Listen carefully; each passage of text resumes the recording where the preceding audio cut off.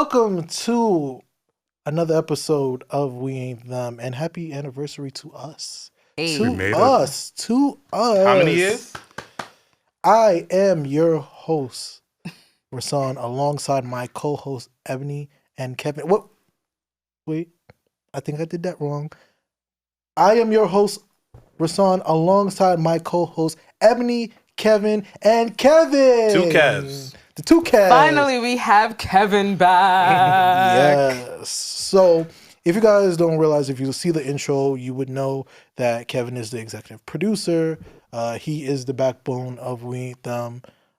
He's behind the scenes, but he lives in Bermuda, so he's never here. Too far. But he's here for the weekend, and we're so happy to have him. So you will be seeing him for the next 2 episodes. Be happy, guys. I'm blessing you guys with my presence. So, Amen. Kevin, you know, we did these episodes before, but we did them on Zoom. How does it feel to be live and in person? Feels different. You know, when I was on Zoom, you know, with, you know, the original cast, it was just me in my living room. And then, and of course, the audience, my co-hosts were here, tree frogs, and my daughter screaming on top of her lungs. But this is different, you know, and I definitely love this, and I can't wait to be a part of this. More episodes like this in the future with you guys, for sure. Yay. You know, the elevated crew. Amen. Hello. The permanent. Oh, goodness. Cast. Yes, All right, thank you. We will, So thank you to all of our supporters out there. We And all of love our and we haters. appreciate Oh, you. Lord. Our haters, Oh, Lord. you know. all So right, sad you we did will- not make We will it. get back to those haters. Okay. But We thank you for your services. But real quick, I really want to say thank you. First off, I want to thank my 2 other co-hosts as well, Kevin and Ebony, because, you know, you guys keep this ball rolling. Like I said, later on in the episode, we'll really get into the creme de la creme of We Ain't Them, because this is our 2-year anniversary. We did our 1-year anniversary, and our 1-year anniversary, we was with Chisel Adonis. And that was a very fun episode. Shout out Yeah. to Chisel Adonis. So Yeah, it yeah. feels like, you know, it just feels like these anniversaries, like, they're just meant to happen in great stages. Right now we have hit over 100 subscribers. And we thank each and every one of you guys. Thank you. Honestly, Thank you. we do. To be honest, when I looked at it at one point, I'm not gonna lie, I didn't know how to feel, but somebody like thoroughly reminded me. That's like they said, you know, that's like 100 faces just staring at you while you're on the camera, and you got to really appreciate that. So I really appreciate all you guys for subscribing. Thank you so much for getting us to 100. And let's just jump straight into it. This week has been fucking crazy. Let's just jump straight into this Jada and Will situation. Why are we back here, fam? Why are we back here? I don't. Jay don't know how to shut her fucking mouth. Oh God. I mean, I understand what she was trying to do, but Jesus, man. Mm-mm. I was just smiling over there, like. I'm waiting for everybody to talk. I will speak my piece after. I mean, at this point, I'll be honest. Like, niggas is just getting tired of hearing them talk. Like, I don't understand why I have to keep hearing their stories over First and of over all, again. I gotta correct you. It's not everybody. It's just Jada that's talking. That's true. Jada's the only one that's talking about, oh, you know, me and Tupac this and Tupac Alopecia, and then you know, it wasn't Moses that crossed the Red River, it was her. Like it's. Yo, she was the original creator of Fast and Furious. I heard all that shit. Yep. She was supposed to be Vin Diesel. I mean, she had the Y'all ball gotta so chill. it matched. Yeah. Y'all gotta chill. Y'all gotta chill. I think for me, it just really goes into like, it really sucks. Like when you have nothing better to do and you're that bored, you're just like, let me put my business out there, you know? Because honestly, it's none of our business. We don't care, to be honest with you. But again, what has Jada had going on for her in these past recent years? Table Talk was taken off, right? Before that was what? That ghetto movie with the Girls girl. Trip. There we go. I can't. Sorry. Girls Trip. I hated it. I'm sorry, but that's just that. I absolutely hated it. Oh, I thought it was cool. No. Tiffany Haddish for me is just bleh, but we'll leave that alone. You know, but she doesn't have anything going on. So it's just like, okay, cool. Let me write this tell-all book about my whole entire life and just put everything out there. And it's unnecessary, you know? And I just also feel that, again, Will Smith, let that woman go. Like Moses said, let my people go, let that woman go. I get that you understand and you love the sanctity of marriage and you want to work on it and all of that. But I just think it gets to a certain point and you just got to look at somebody and be like, would you like the dog? Because you can go. But that's my piece and I'll leave that alone. Well, why let her go? The reason why, let me say this to you, Kevin. Yes. Let's be real. From day one, Jada did not want to marry Will. She said it. Red Table Talk, she fucking said that shit. Like, she was not ready to get married, but she was already pregnant with Jaden, and it was like one of them shotgun marriage situations. She cried during her wedding day because she was unhappy.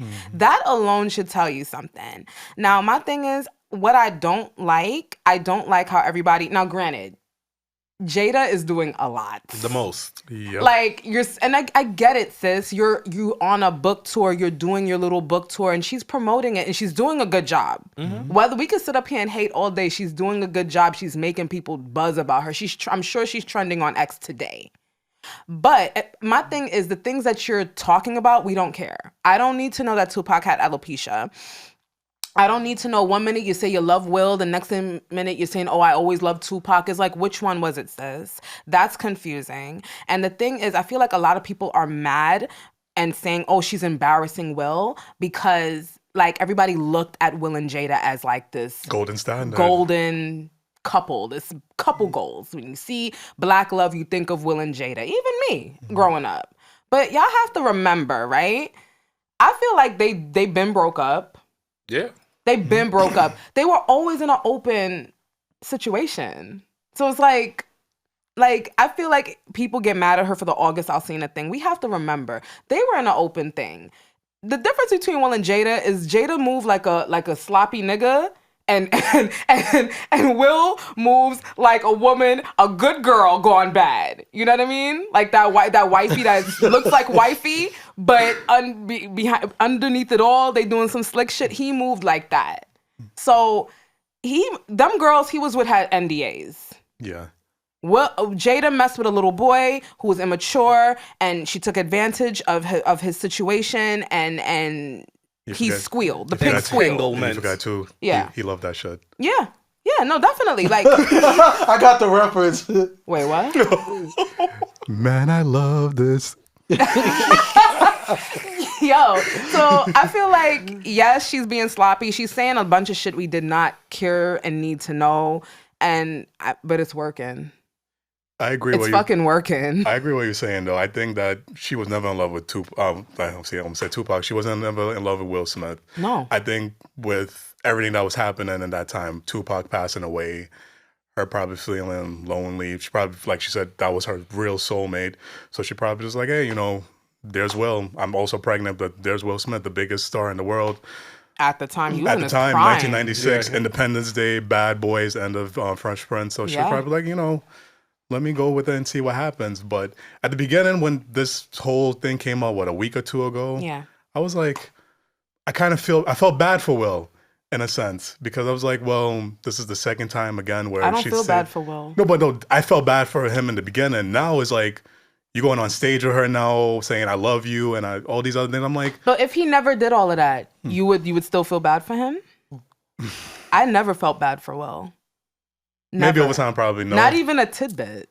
Maybe not. But then also now you're hearing that she and Will's been talking about doing a joint book now as well, potentially. Yo, they gonna milk it. They gonna milk this shit. I mean, this shit was cap. I knew it was cap from the whole time. I knew this shit was like just a new way for them to make money because of everything that happened. Yeah, he's not gonna make no more blockbuster films. And let's be real. I mean, come on, Bad Boys 4. He's flat blocked. Like, it's and he making I Am Legend 2. Yeah. Is he? Yes, with Michael B. Jordan. Yeah. God damn. So it's going to pretty much be alternative. No, it's going to be alternative of what would have happened in I Am Legend, the first one, where he survived. Yeah. But, I'm going to just say this. In conclusion to what I have to say, it is kind of sad because of how we viewed Will and Jada, and that's why you never make motherfuckers couples goals. Like you gotta. That's fact. You never make these motherfuckers couple goals. Period. Poor J. Cole for coming out with. I want that real love. But even Alicia Keys did that shit. But he's been performing. He hasn't said that part at all. Yeah, in the he song. cut it out. He cut it out. In recent shows, he actually cut it out. You don't hear it no more. He cut that part out. But then my thing also too is, like you said, we have to stop, looking at these couples and be like, oh, I want to be like this. Oh, I want to be like Dwayne Wade and Gabrielle Union. Oh, I want to be like Will Smith and Jada. Yeah. Oh, I want to be like Papoose and Remy Ma. I want to be. God. That shit. Listen. I don't even want to. I don't want nobody to say, oh yeah, I want that Ciara and Russell Wilson, because I feel like eventually that's gonna. Don't do that. I hope for the best for them. We are rooting for you. We're all rooting for you. Okay, so I'm gonna be honest. I feel like we focus on Will and Jada a lot, but we are forgetting the other half of it, which is Jaden and Willow. Because you got to look at that. Them kids is like taking the slump of this embarrassment. What about Trey? Huh? Trey too? Yeah, you forget about Trey. Listen, everybody forget about Drake. No, like, they forget about Trey. They forget about Trey. No disrespect to Trey, right? But Jada is not his mama. So that's why he don't Will is his father. That's the blended family. Yeah. Will is his father. Listen, he is Will's seed. I understand that, but I don't care what nobody say. Jada treats Trey like a stepchild. He really does. Like the definition of a stepchild. Will treats Trey like you said Jada. Jada, I said. Oh, Jada. That is her stepchild. Yeah, but she's like the true definition of a stepchild where he's in the back. Like he all the way in the back. Maybe he be in the pictures. No, I won't say that. He be in the pictures. He be in the family photos on vacations on them expensive ass shots. I just feel like he doesn't want. Why can't he be in the middle? He doesn't want the attention. He deserves to be in the middle. He doesn't want the attention. He never wants the You attention. don't think he could have the attention if he wanted to? He's a good-looking man. He's high-level autistic as well, so all of that doesn't really work for him as well. I didn't know that. Yeah, he's high-level autistic. All right, so okay, so yes, so if we really want to get into it, then yes, Jaden, Willow, and Trey. Because they're the kids, they're looking at this stuff and they're just sitting there like, yo, that's the difference of mom, dad, you're embarrassing me.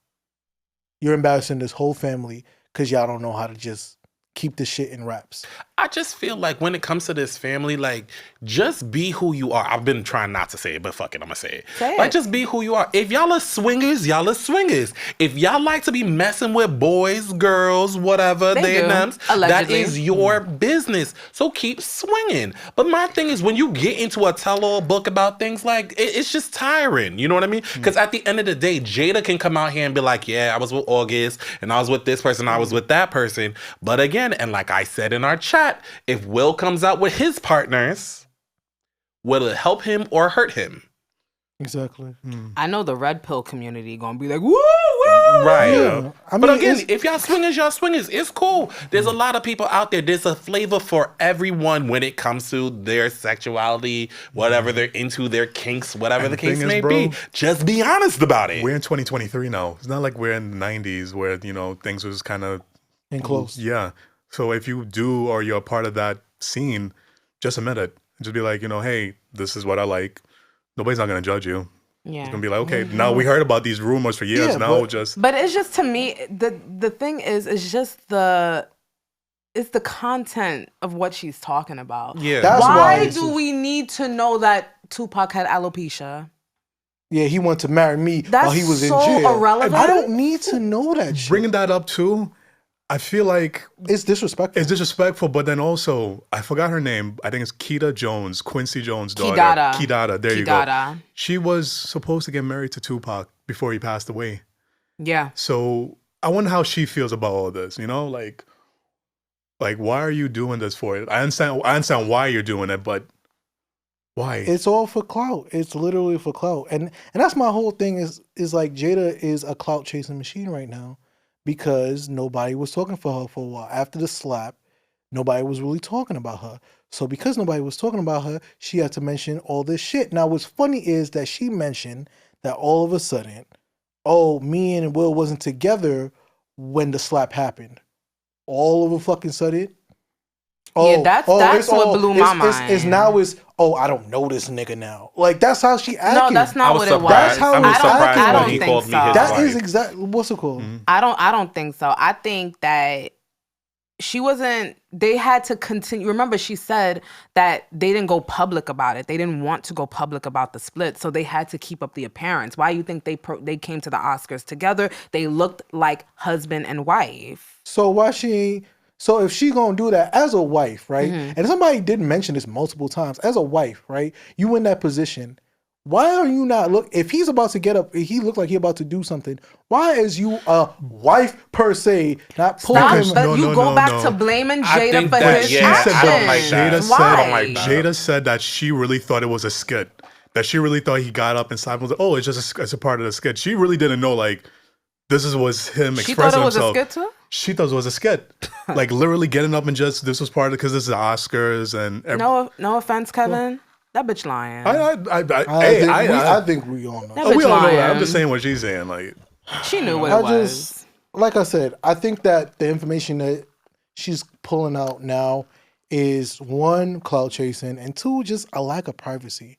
And that's the big problem nowadays is that there is a lack of privacy in celebrities. This is a big issue. We don't need to know your 24/7 daily life. We really don't. Yes, we are fans, but we don't need to know the messiness. It could be limited. It could be limited messiness.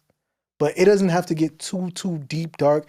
It's just too much. I think that's a catch-22 though, because it's there's tabloids out here, Okay. there's paparazzi Okay. who's out there who's trying to put these people's business out there on Front Street. Unfortunately, there is a class of people in America that are sitting there going to get these low-budget magazines, whatever, and take everything that they say as truth.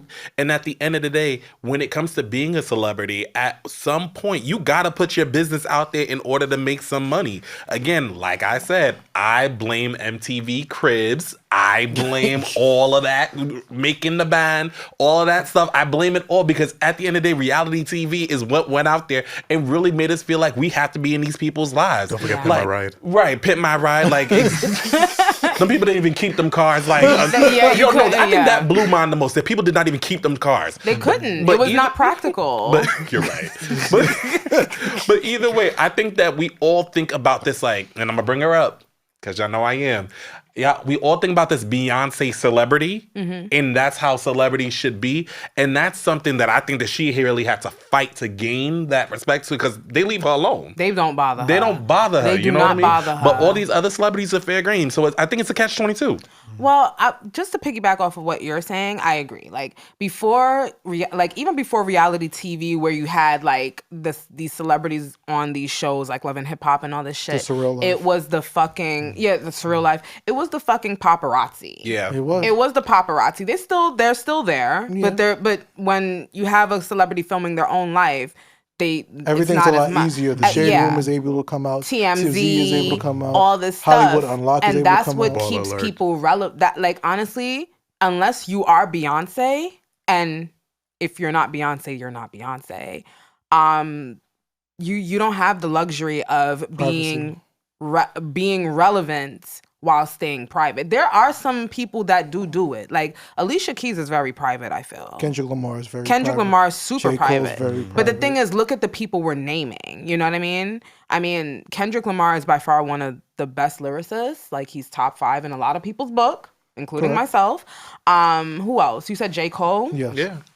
Sure, right? Don't my start God, with we're the J. doing Cole this slander. again. Don't start this No, shit. no, Do we're not not doing start that. this shit I didn't all say over anything. again. I didn't This say is doing anything. this again. See, this I is said shit that we sure. talk about I'm over keeping and it over again. moving. We was moving real smooth, and then we started getting real I said disrespectful. sure. record. I agree with you. J. Cole, sure. Right? No, J. Cole, not the J. Cole. Sure. Get the fuck out of here. So disrespectful. This is ridiculous that this always happens. Okay, you've heard it here today. J. Cole, I love you, but you are a poor man's Kendrick. See, this Moving shit, on. Here we go. Gosh, here we go again. In the again. words of Anthony Fantano, you are a poor man's Kendrick. He is. Oh my God. Yes. Drag me in the comments. I don't care. I said what I said. I'm going to join. I'm going to join too. I don't care. Shoot. What was I saying? What was the breaking question? down. You're supposed to be a family. You We're want to supposed to be start a family. Family. What was the question? Let me go on ahead and invite y'all to Big Mama's house. For real. Because, we breaking down, okay? Soul Yes. food y'all asses. No, in all seriousness, one of the big examples of somebody who really like exposed their life and now all of a sudden want to seem kind of private, but they're really not because they're still exposing themselves. Big name, everybody knows it, fucking Kim Kardashian.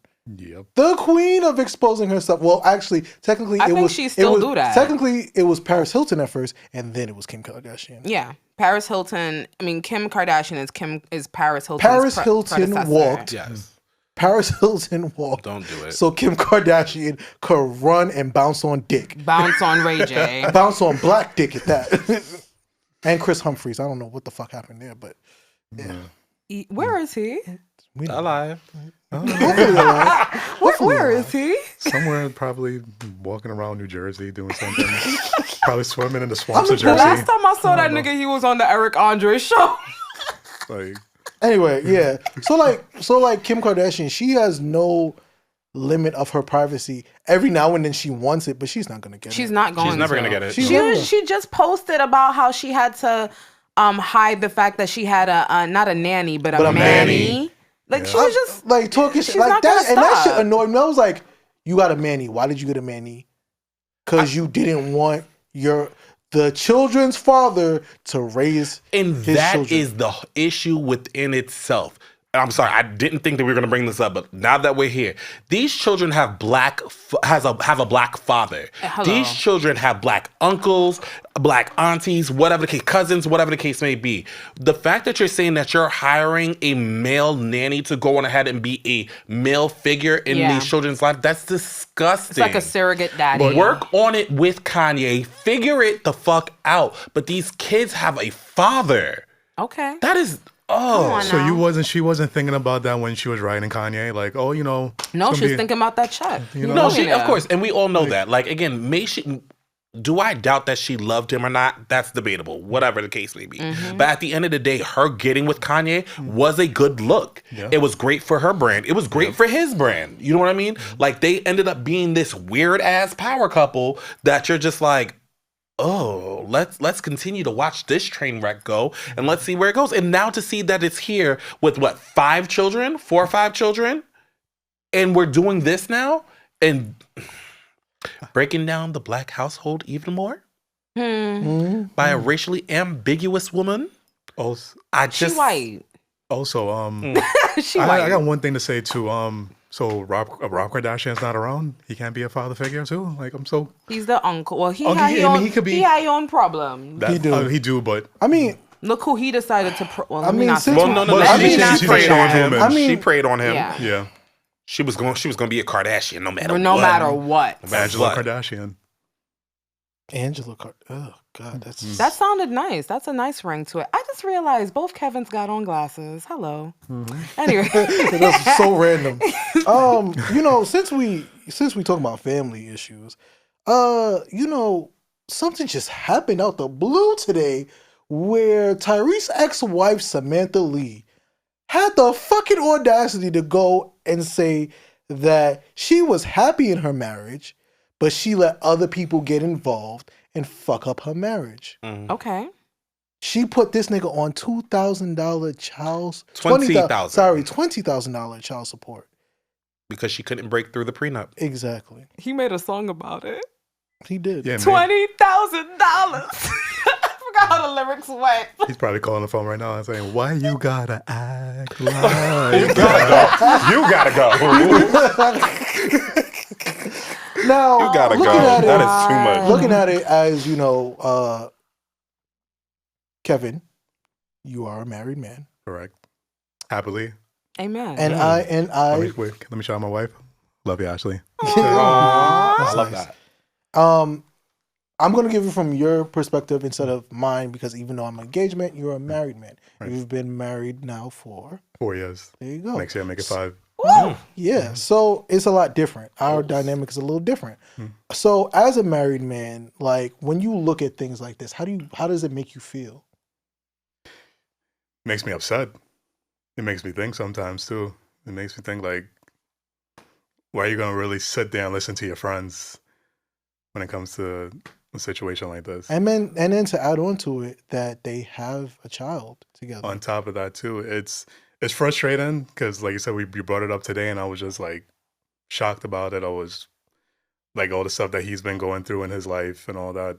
I was just like, all those memes that we made fun of him for, and he's breaking down, having a whole mental break. What more do you want from me? Yeah, we making fun of him and all that, and he was tortured. He was in the right because he didn't do anything wrong, and he was treated like garbage. And I'll be the one to say it. I'll be the one.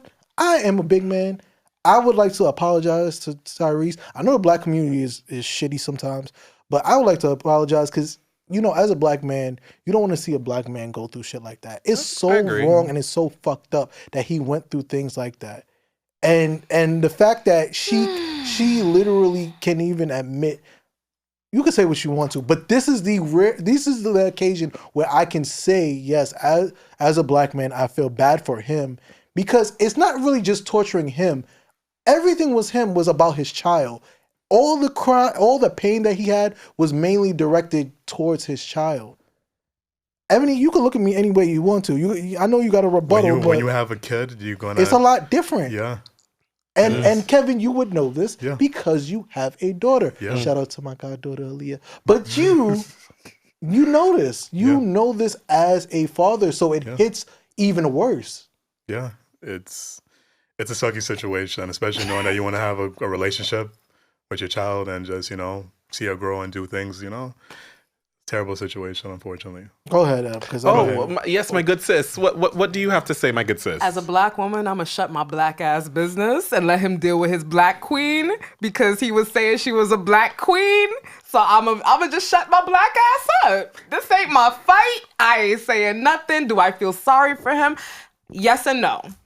Yes, because I don't wish mental illness on nobody. Okay. And I hope he is getting the help that he needs for himself and for his child. But do I feel fucking sorry for him in his fucking situation? Fuck no. No, I don't. Black queen?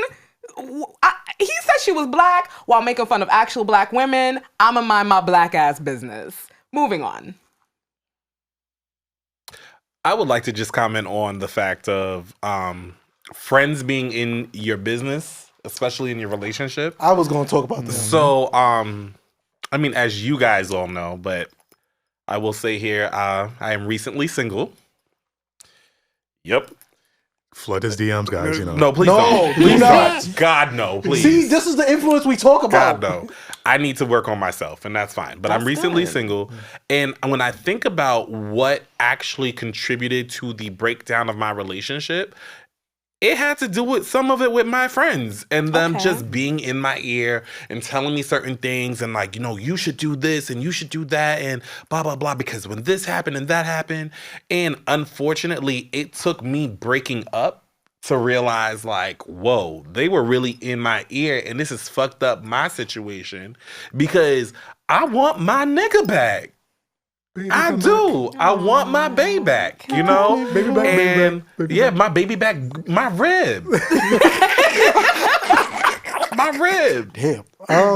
You know, I know it was Eve that was made out of rib, but I want my rib back, okay? I mean, and that's that. But again, just back to the topic of like, you really gotta watch when your friends are in your relationship. You really gotta also watch the information that you tell your friends about your relationship as well.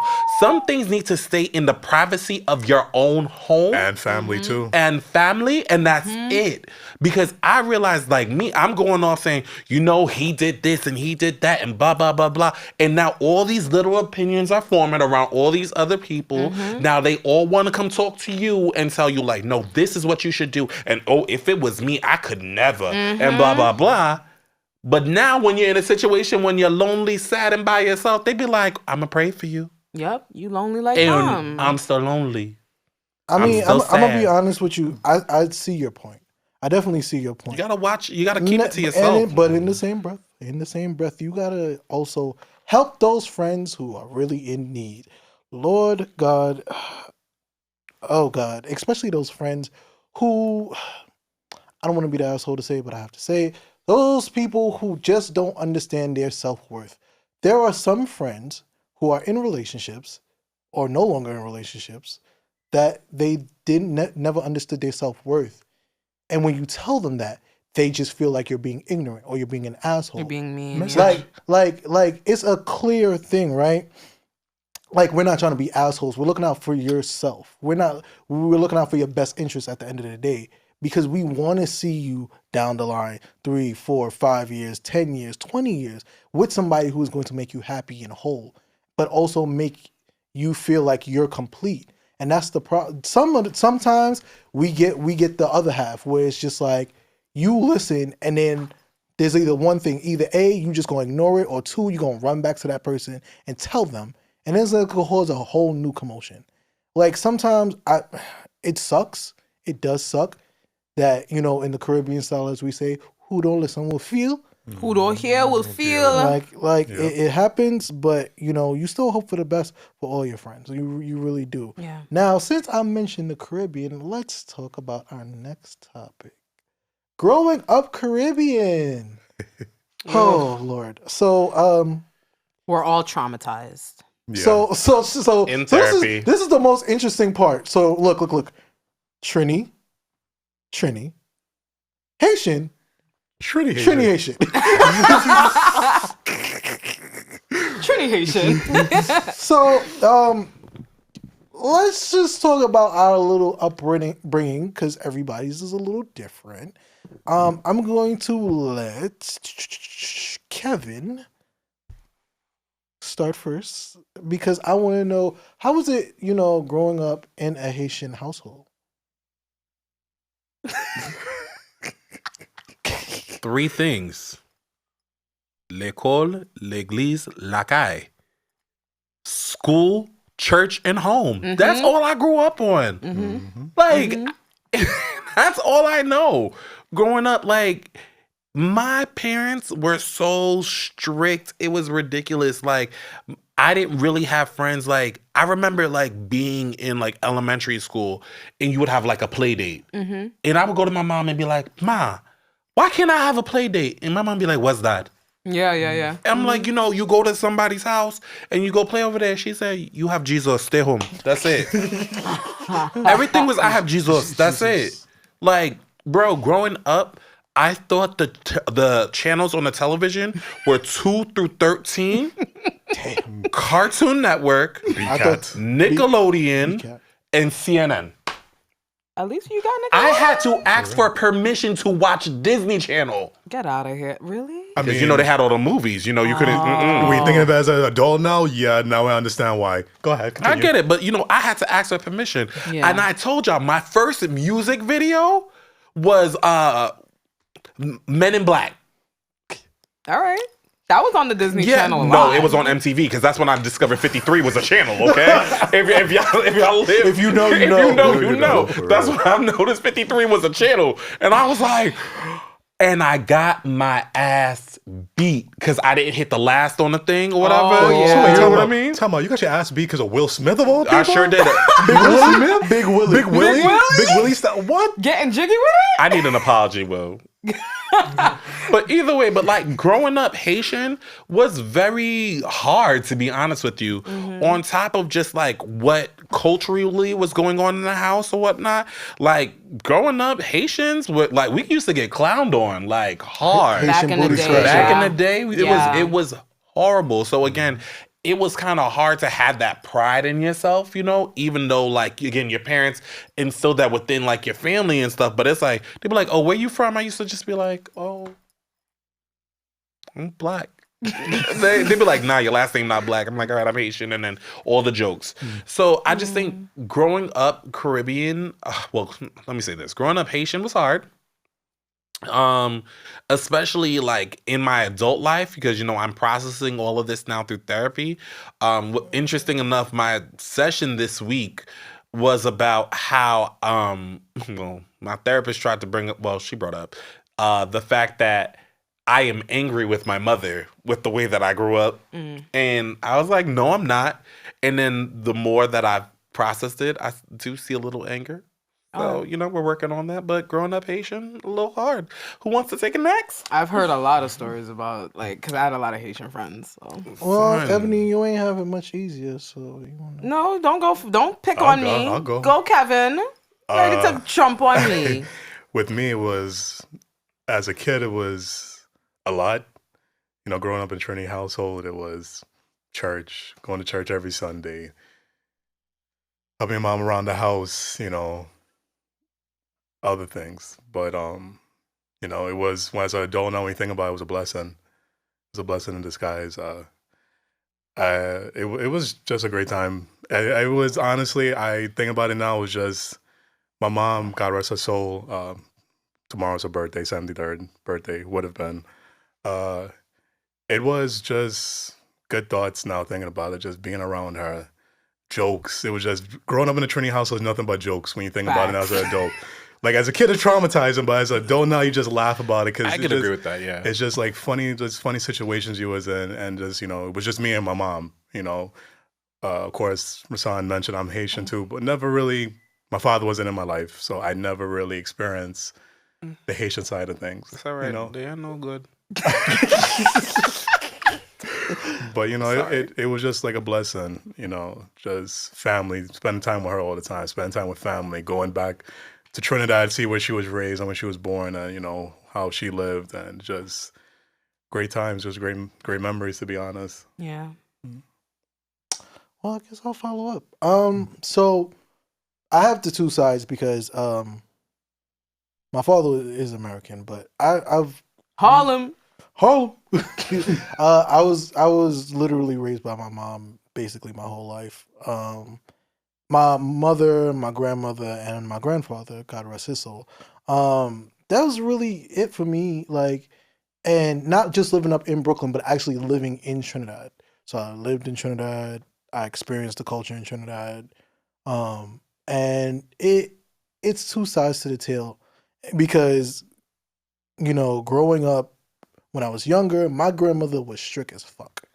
Like, she wasn't playing that. Like, she was a hard ass, and she would look now and be like, me, like, yeah, yes, yo, they love to do that. Me, that is so triggering though. Like, yes, you used to beat me, and I was like, I never. Yeah, I hate when they do that shit. And I had the same experience growing up in church, spiritual Baptist, so it was a lot different. So spiritual Baptist, my grandmother would come, and my mother too. The gown, the wrap around her head, yeah. So it was a lot different. And growing up in the church, and what's funny is my house in Trinidad is across the street from a church, and we'd walk down the road, we'd see the stray dogs. It was bittersweet to think about it because I got both experience of living in America as a Caribbean child and living in the Caribbean as a Caribbean child. So it was a good time. But there were some scarring moments, I will say. My grandmother, it was mainly my grandmother. With my grandfather, he was, thinking about it in hindsight, how I am as an adult and how I was younger. No lie, my grandfather was my favorite person in the world. And I love my American grandma. I love you. But my shout out to Claudette. Yeah, but Gladstone. She's not Haitian, Claudette. Yeah. Okay, I'll leave it alone. Grandpa was everything. And the reason why is because in hindsight, he was just so calm about everything. He was very calm, and no matter how much he wouldn't really rally himself up.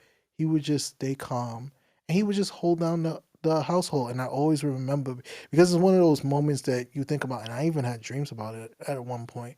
It's like he would be on the terrace, not the terrace. He would be in the gallery, what they like to call the gallery.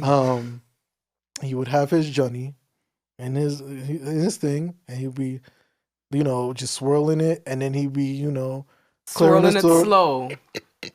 Yeah, yes. And then look, everybody passing, oi, oi.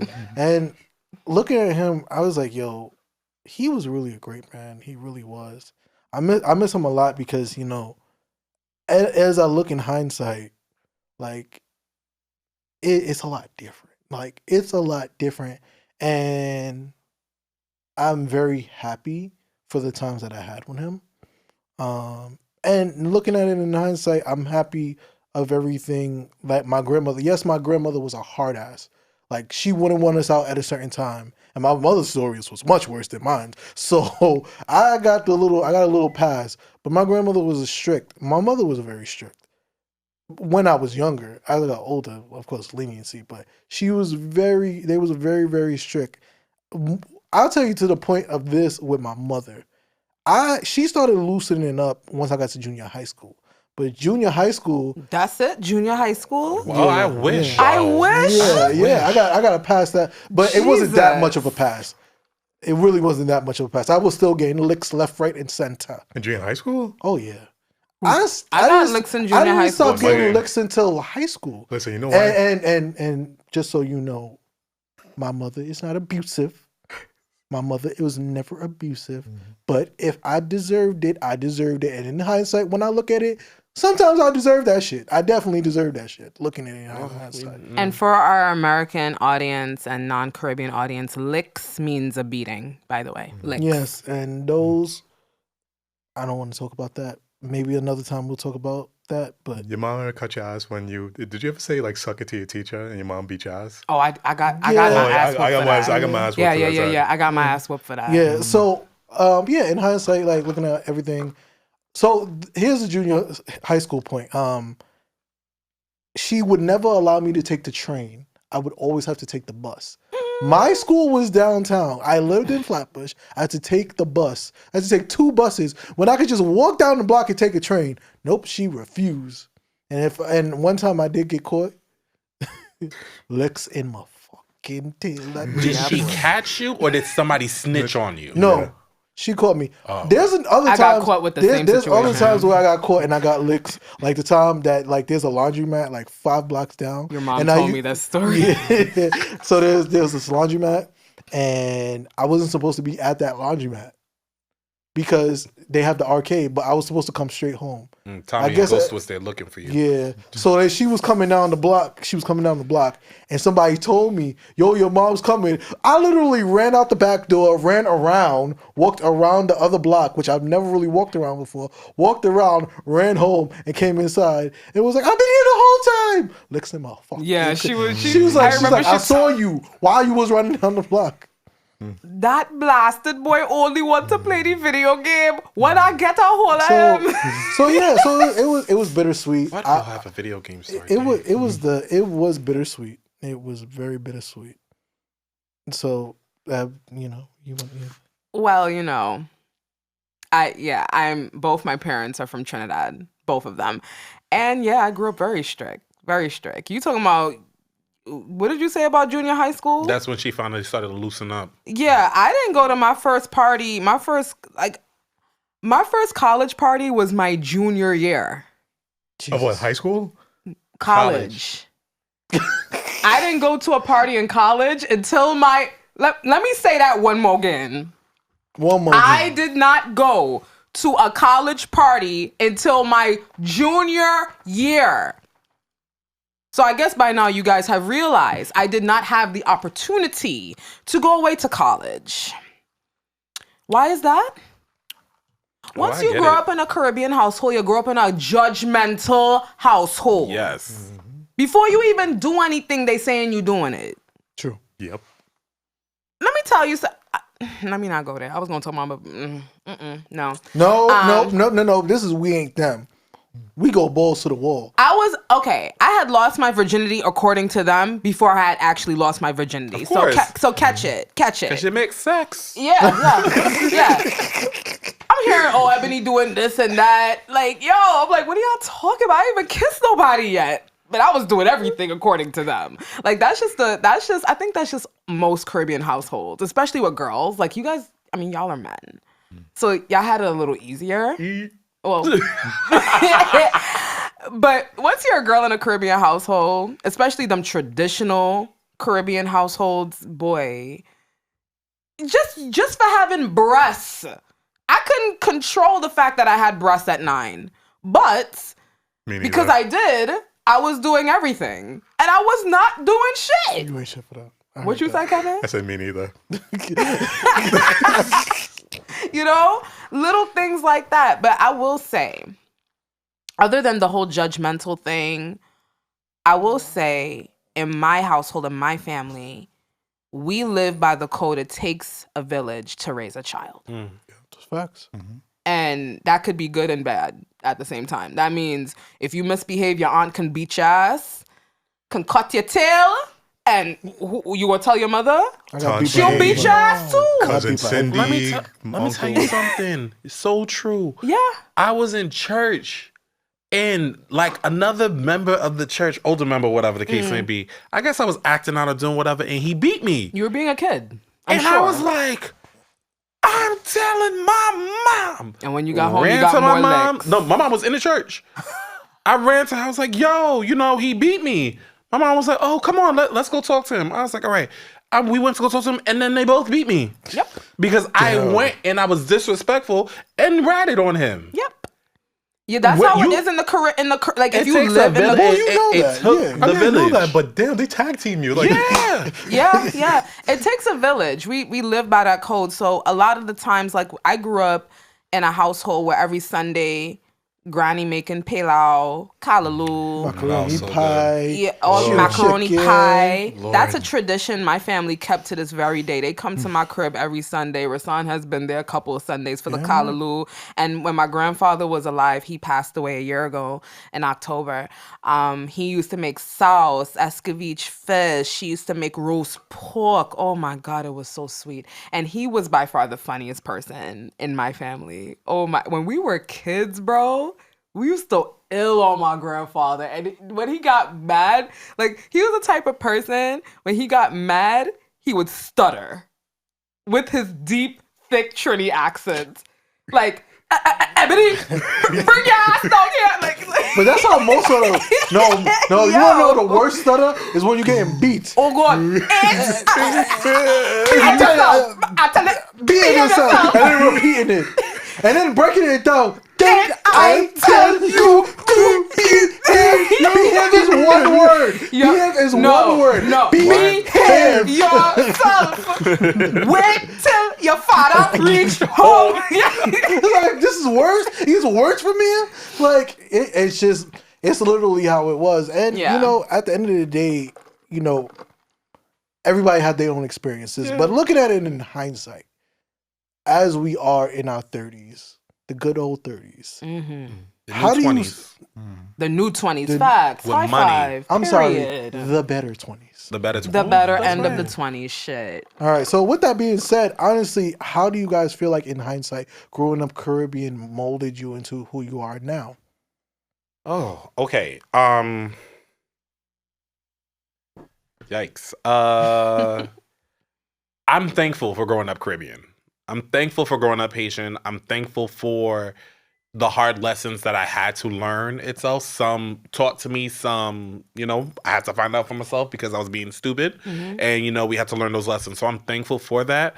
I'm also thankful for the decisions that I made in growing up itself, like making sure to get into college, making sure to go to campus itself, because I needed that for my own survival. Well, shit, you was allowed to go to campus. I wasn't. Oh, hold on. So, okay, quick story. I got into Howard, was going to Howard, like set, ready to go, was going to figure it out. I did not care. I wanted to go to Howard.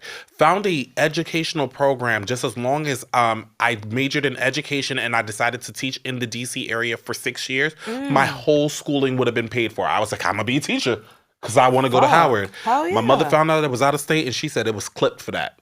She said I was not allowed to go out of New York State. Cool. No problem. Guess who got into the University of Buffalo? Me, and I was going to go. Amen.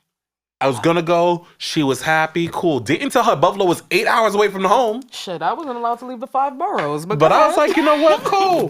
We gonna go to Buffalo. Cool. She found out it's 8 hours. Guess what? You already got in. So when it came to the school choices that I had to go, it was either going to UA or going to, the University of Bridgeport, and then I would have to live at my aunt's house. I'll go to Albany. Facts. Best time of my life. Shout out to UA. Like, if you was at UA from 2006, 2007, you already know. But I'm just saying, I had to make that decision for myself. But I'm thankful for the way that I grew up. I'm thankful for the traditions that I have, you know. I'm thankful for those sayings and all that. There's certain things that I still got to work through. Yeah. And I'll take the time to do that. And again, I encourage everybody, if you're seeing a mental health professional, definitely encourage you to do so. But, you know, I'm thankful. I'm going to work through some things. But growing up Haitian, it's kind of all right. Even though, God damn, I got my ass beat. Same here. I mean, I will say this. You know, Trinidadians have a saying. Like, I always used to remember asking my mom or my dad something. Like, Ma, why you do this? Dad, why you doing like that? And they would always say the same thing. And if you Trini, you know the saying. Pig asks he mother, Mommy, why you know so long? Bombay, my son, your time coming. So, let me translate that. That means you don't understand now, but one day you will. Mm-hmm. And I will say this. All the things I used to look and be mad about with my parents and stuff like that, now that I'm an adult, it makes sense. I understand. Mm-hmm. Mm-hmm. There was still some shit that y'all, I mean, granted, parenting don't come with no damn manual. And they were flawed people. Yep. And who just happened to have a kid, and now they got to go and raise us too. Right. And then on top of assimilating into this American culture. Yeah. So there's a lot to take in with that. But I will say, I am so proud to be a Trinidadian. Yeah, absolutely. My next tattoo gonna be Trini flag somehow, some way. And, you know, like I said, my parents ain't perfect. I don't think any Trinidadian family is perfect. But, you know, I've developed a sense of family, a sense of community.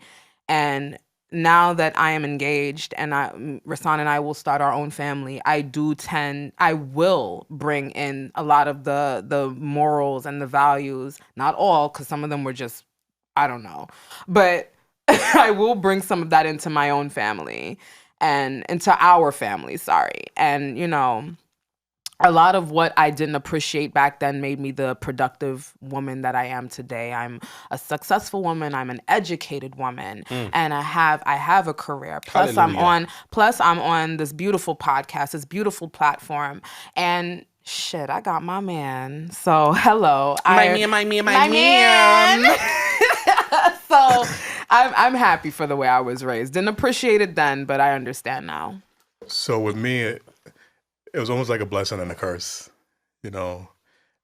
Blessings, well, curse first because my mom used to kind of shelter me inside, kind of like, you know, and that kind of made me into like a very quiet, most of the time, you know, in the house, like a house rat, like not doing much and stuff like that. That's kind of how my mom kind of raised me. That's the only really thing I've seen as a curse, but blessing, you know, not only because blessed being Trinidadian, but to be raised by Gloria Wilkes as, you know, my mother. You know, it wasn't for her protecting me from all these things that was happening in the world. Her saying, hey, you know, I don't want my son going to Winthrop. You know how Winthrop was back in the days. Yeah. You know, she was like, hey, I want my son to go to, you know, Sethlo. It was like Bensonhurst, deep far with just a bunch of different cultures, races, everything like that. So those choices, like, it helped mold me into the person I am, you know, a lovable person, hard work. And, you know, that's why, like I was telling you the other day, Rassan, you know, my job was offering me more hours to work. And I was thinking about doing it. Those type of things is what my mom instilled in me, to be a hard working person and just, you know, provide. That's why I have that mindset with my wife. That's why I have that mindset with my child. And I thank God that, you know, being raised in a Trinidadian household and just being raised by her specifically was more so of a blessing than anything else. Yeah. Amen. I felt that. All right. I guess I'll be the one to go.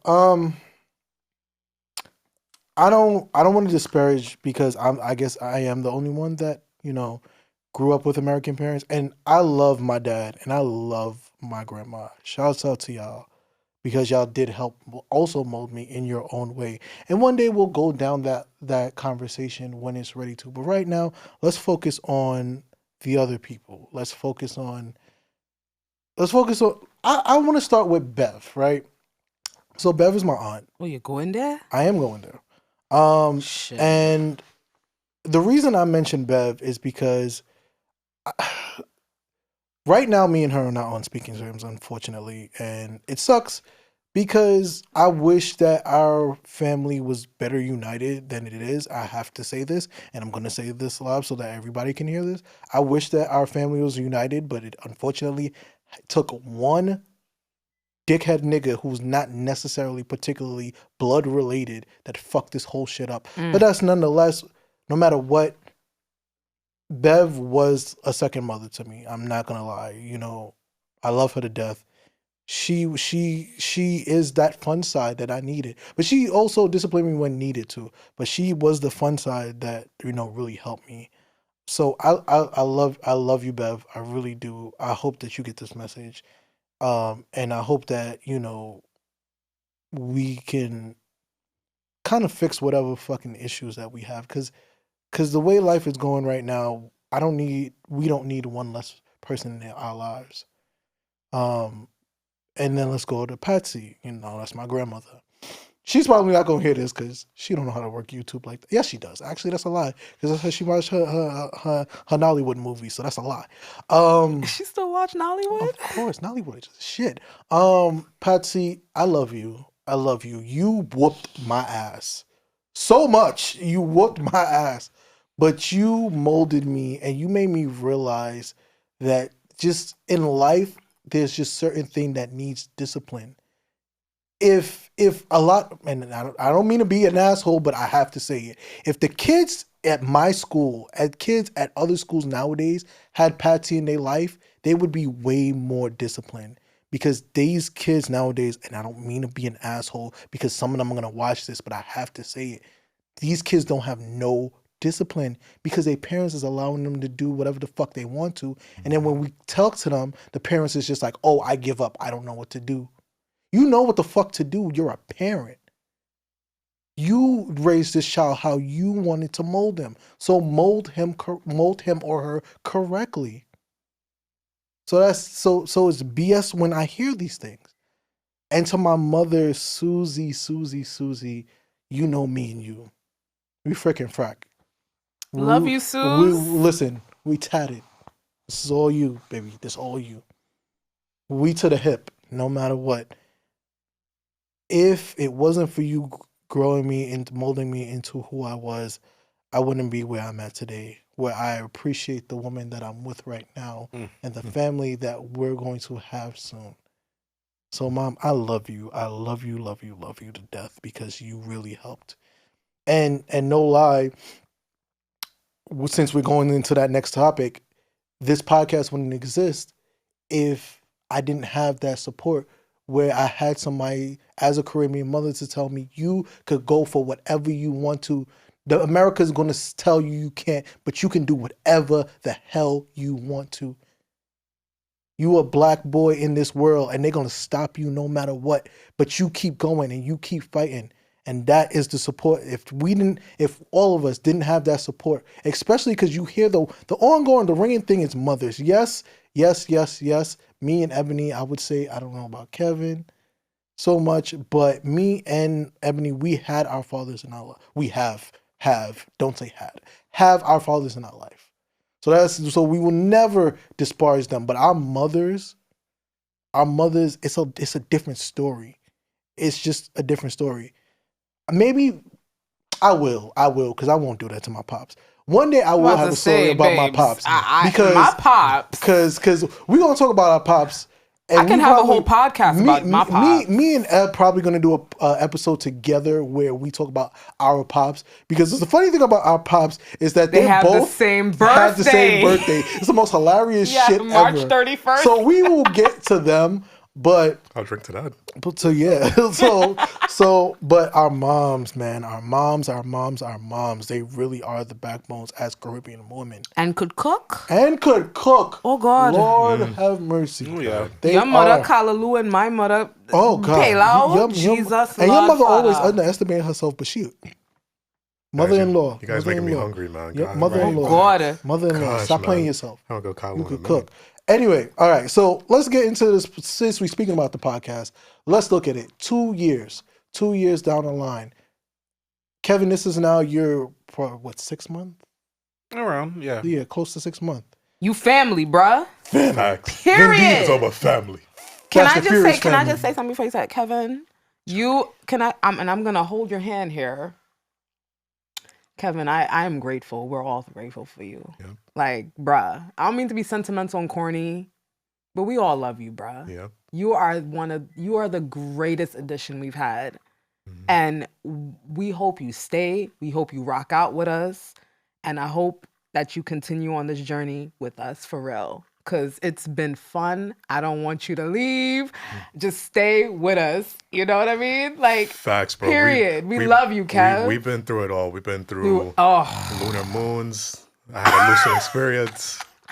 Jesus Christ. I appreciate you, bro. We love you, Kev. So, all right. Since, you're getting all this love, I guess I'll add to it, So, Kev. I guess. You better. So, so what people don't realize is that Kevin has only been a part of this family for like a year and a half. The first time we met Kevin was in Vegas. We went to a trip together and we became cool. And then it was really this year where Kevin was like, I was interested in a podcast. I tried to do something. Or would you like to share it? Let him share his story, babe. Bro. Yeah, so earlier this year, we were all hanging out, and I was just like, I see you guys have this podcast, and that's just so dope. I've been trying to do one for years, and, just situations keep popping up where it just doesn't work. But, any, advice that y'all have or, that you can give me, I'd really appreciate. And then Rob was just like, or you could just guest on our podcast. And I was just like, oh.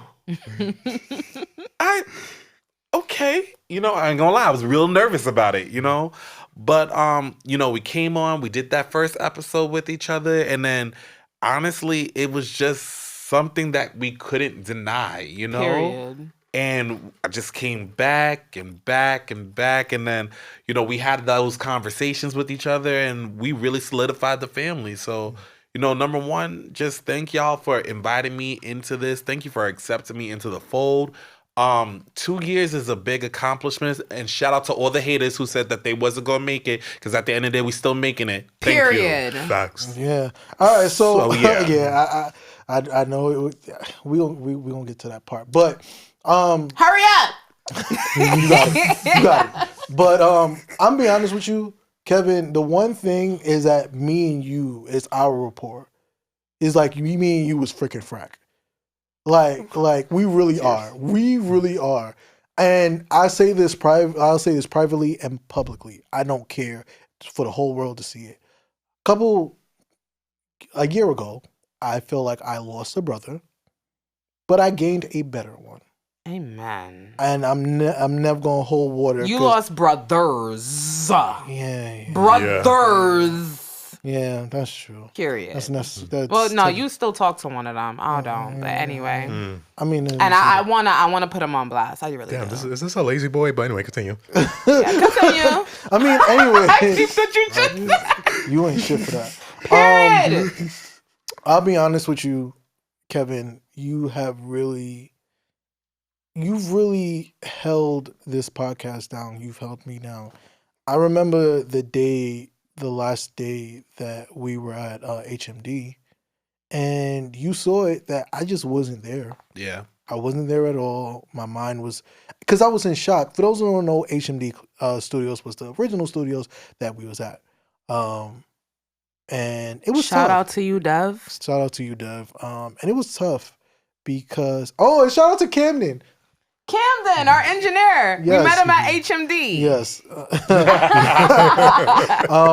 And it was tough when we found out. And which it was interesting because our last engineer there was actually Court, who became our first engineer here. Shout out to you, Court. Shout out to Court. That's my nigga, Court. Yeah. And shout out to Jay. Wait. 100%. Love NJ, I love you. Jay, we Go love listen you. to Court's music. His music is fire. Go listen to Camden's beats. His beats are fire. His beat is the our intro. All right. Too much. So sorry.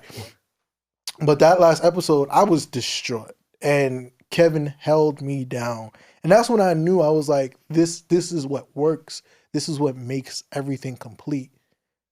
Kevin was the one that said, "Where the fuck was he the whole time?" Facts. Period. Yep. And let's go into the origin because let's get to the messy part, right? We started with 5, then 6, then 5 again, then 4, then 3. Then it was 2. Then it was 4. It was always Then it 3. was 4 again. Mm-hmm. Then it was 3. Mm-hmm.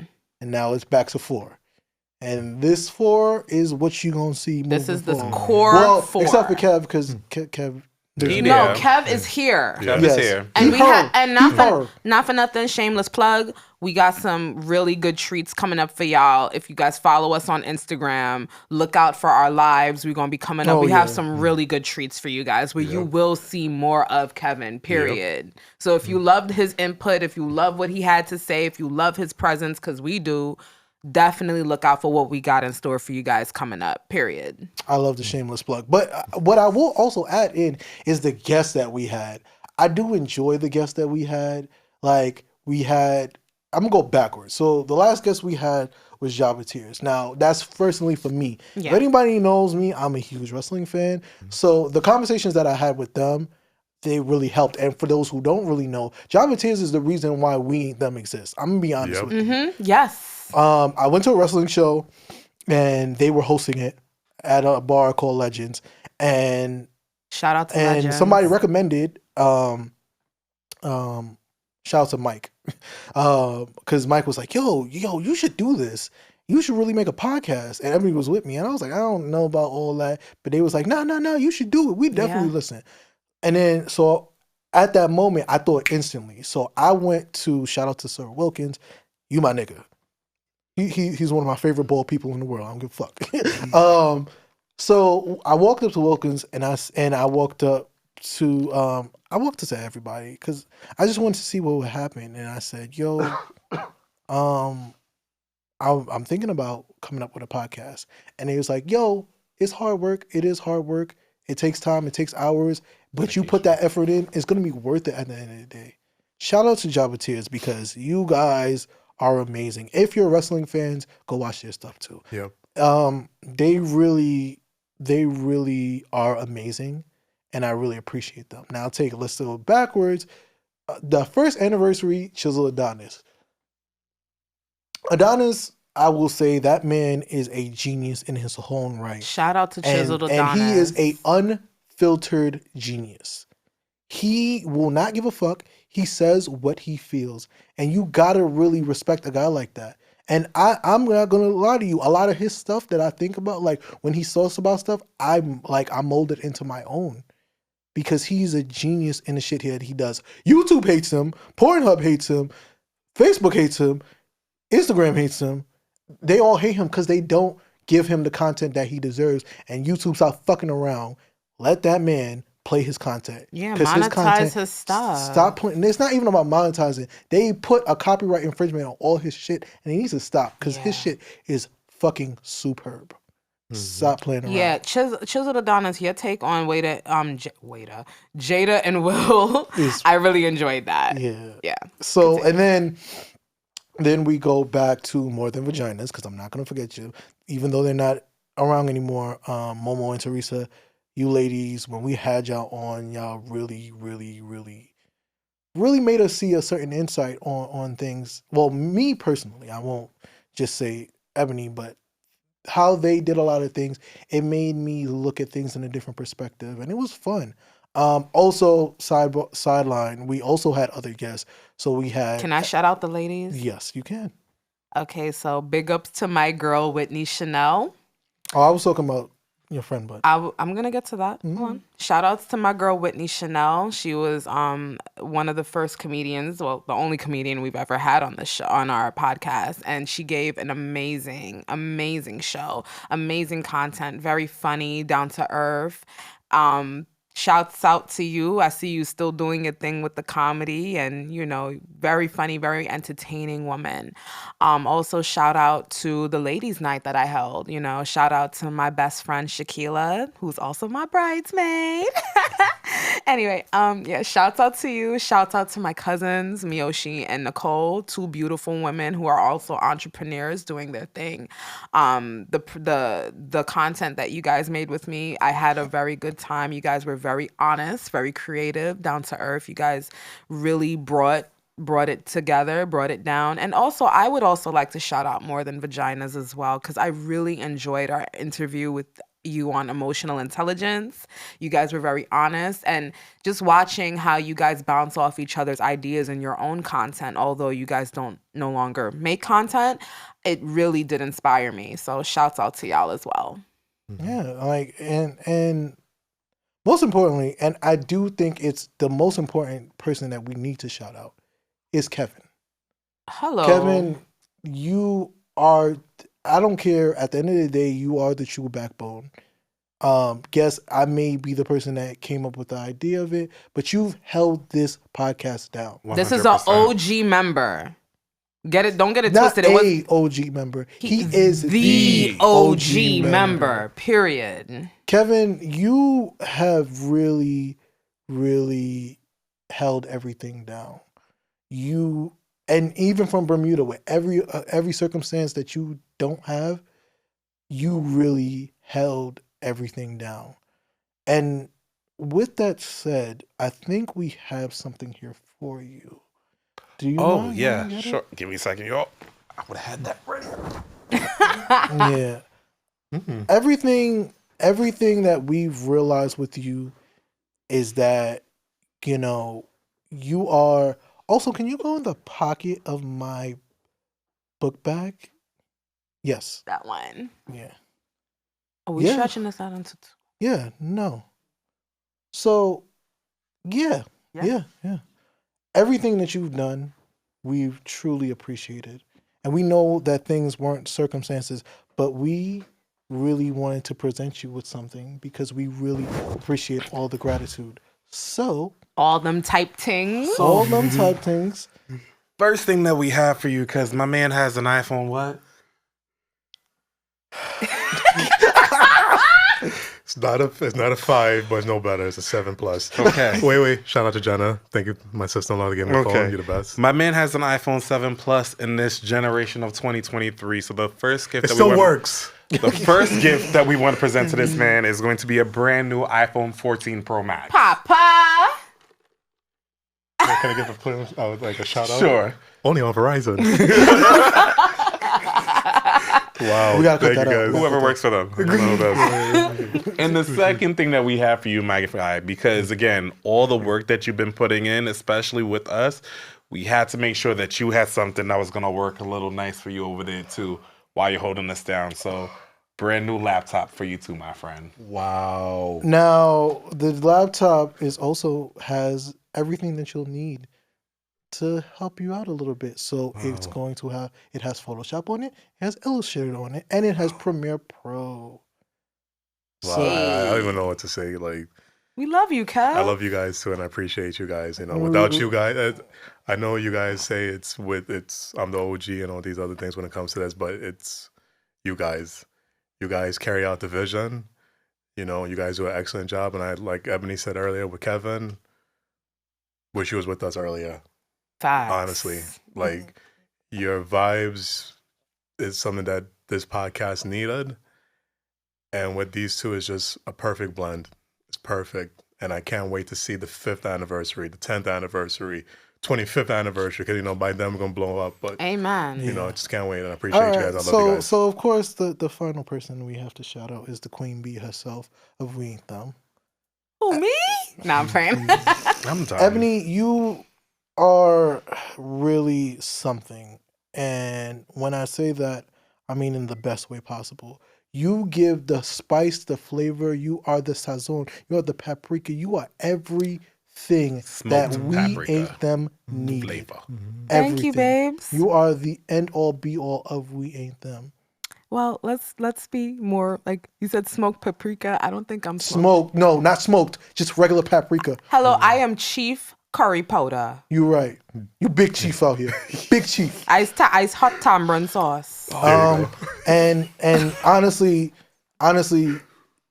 we needed a feminine figure in here. Yes. Thank you. And we really realized that you helped mold everything. When it was just me and you, I realized that Kevin. No, well besides Kevin, but when me and you was just doing it in person, our interactions were great. The fans that we have, they love you. They love you, Ebony. I got fans. You do. They love you. They talk about you. They love you. They admire you because you are that black woman that don't hold back. And that is why we appreciate you. You don't hold water. You don't try to be politically correct. You have something to say and you're gonna say it. And that's why black women should appreciate you, should look up to you. Black girls should love you, and they do love you. And there are more opportunities coming your way. I know it because I've heard it myself. They like me. They really like me. Thank you, guys. Thank you. Of course. I'm not gonna shout out myself. No, we was going to do it, brother. But before we shout you out, look at me. Look at me. See that? See? Look at me. Look at me. Let's see. Look at me. Look at me. I love you and appreciate you. Go ahead. Yeah, darling. I'm gonna try to talk from an unbiased standpoint because my love extends outside of this podcast, obviously. But when you had asked me to be a part of this 2 years ago, I did not think that I could be on I barely post on Instagram, right? You are definitely the ringleader in the sense that you instill courage in each and every one of us.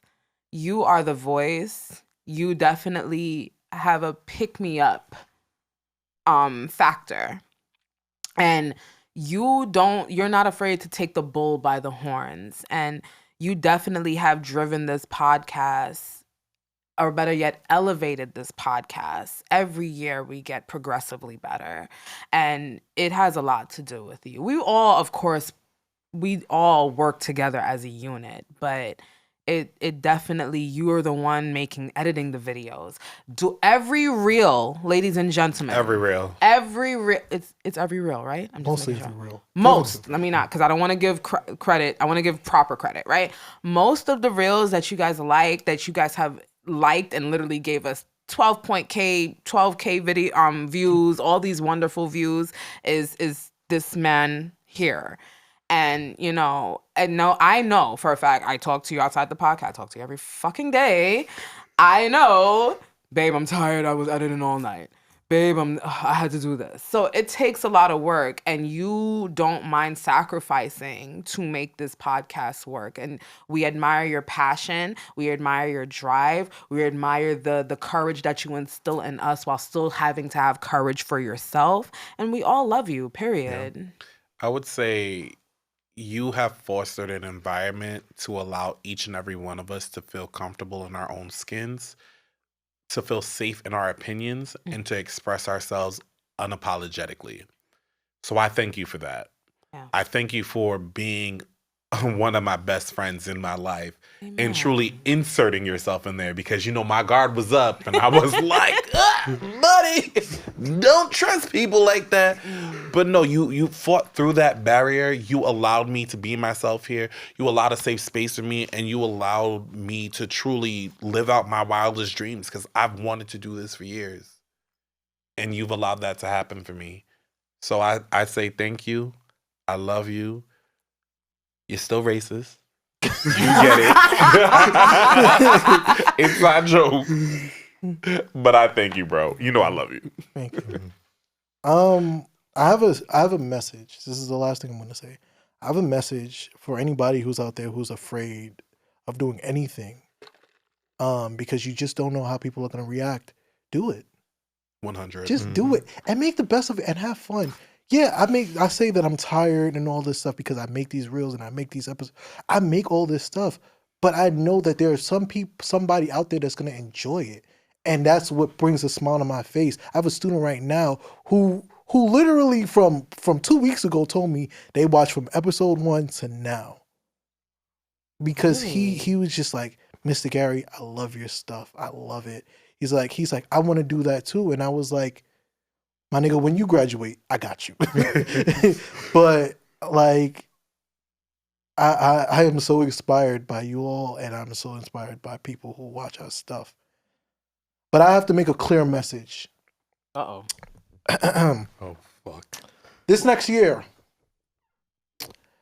I got a few people on my list of guests that I need to see on this. Okay. Carrie Cadet, the founder of the Kwanzaa Crawl, and she is a wonderful comedian. I need to see your ass on this podcast. Come on, Manifestation. Come on. Yes, now. yes. Yep. And then there's, of course, the last person, the person who founded this lovely studio, Mandy. Hello. Mandy, me and you already had that interaction. I'm gonna need this message to be spread out. Mandy, you need to bring your ass on this show. Please. Because I love your work. I love what you have been able to do, what you have been able to provide for all of us here. But you still got to get this work too, because you got some opinions that me and you got to talk out.